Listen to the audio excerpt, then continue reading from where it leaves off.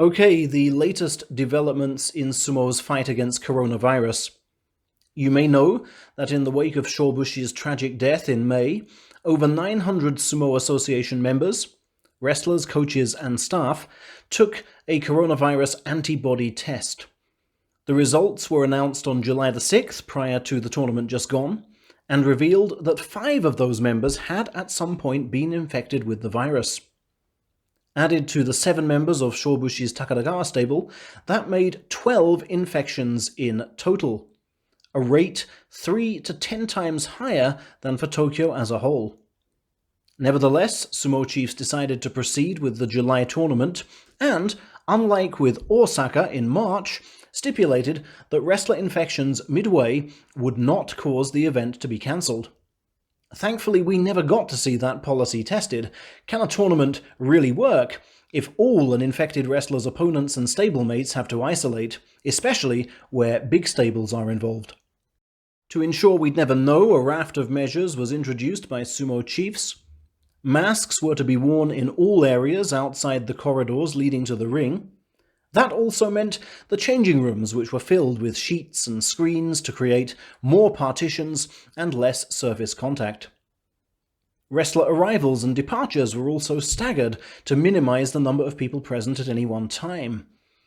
And to minimize contact with the fans, all top division wrestlers were allowed to use the underground car park normally reserved for Yokozuna and Ozeki. Sadly though, some fans did break social distancing rules when asking lower division wrestlers for photographs outside the arena. Wrestler mobile phones, normally banned from the changing rooms due to match-fixing fears, were allowed in this time. The logic being that if they were handed into the security office as usual, many people might handle an infected man's phone.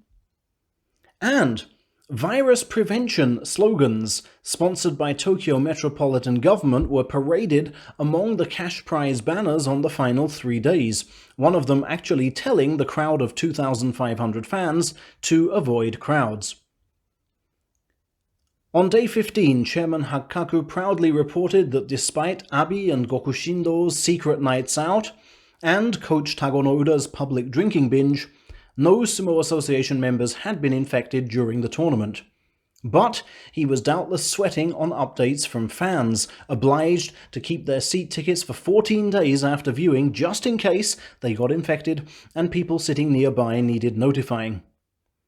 At least one lower division wrestler tested negative after running a fever, and Irumagawa Oyakata was checked as a precaution after someone in his daughter's workplace tested positive. On the final night of the tournament, stables were asked not to invite guests to their post-basho parties. That same weekend, press chief Shibatayama announced a relaxation of the virus prevention measures, hence a new set of guidelines replacing all of those printed copies posted to each stable just days before. Wrestlers were to be allowed out, provided they asked their master's permission and logged it. They were to be allowed to travel in the short summer break subject to a negative antibody test, hence Terunofuji's decision to race to his old high school in Tottori the day after the title win. They were to be allowed out to eat, but not in hostess bars and other late-night establishments. However, somewhat oddly, despite all this, the ban on visiting other stables for external training was to be kept. We understand these guidelines are up for further review this weekend.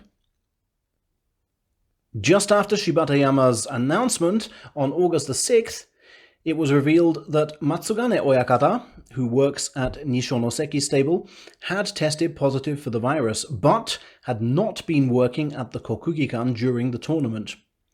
He showed nearly no symptoms and was discharged from hospital yesterday. Then today, August the 14th, it was announced that another unnamed lower division wrestler had tested positive. He started feeling unwell on the 11th, had a test which came back negative, then again felt bad on the 13th and retested positive. We understand he only has a light dose of the virus in him, but nevertheless he's been taken into hospital for monitoring. Those with whom he has been in close contact are also undergoing tests, and On Monday 17th, the association as a whole will start its next round of antibody tests in preparation for the September tournament. It's clear sumo bosses are working hard on this, and we wish them all the very best. But, as a fan, I'd just like to hope publicly that they don't lose sight of the goal: to keep our wrestlers happy while they meet fewer people, not more.